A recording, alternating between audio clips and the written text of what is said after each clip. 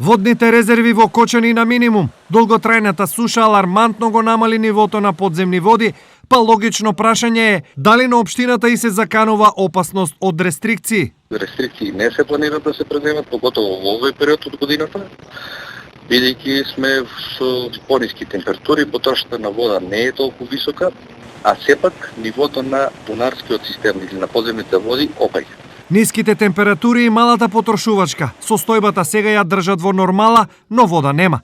А најголемата опасност од рестрикции се заканува во лето. Ова значи дека доколку водовод сака да избегне рестрикции, решение за проблемот мора да бара уште сега. Ние се спремаме до тогаш да можеме да направиме еден нов бунар, каде што ќе обезбедиме дополнителни 30 до 40 литри по секунда вода, за да можеме доколку некоја евентуална суша ни направи проблем во постојниот бунарски систем, да настаниме со тој нов бунар, а се со цел да не се доведеме во ситуација да правиме рестрикции во летниот период.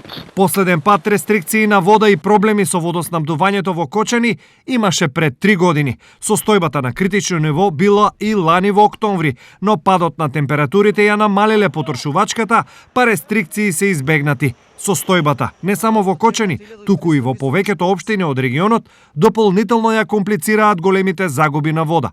Имено, во комуналните предпријатија на истокот низ мрежата се губат над 50% од водата за пиење, што исто така е проблем кој итно мора да се решава.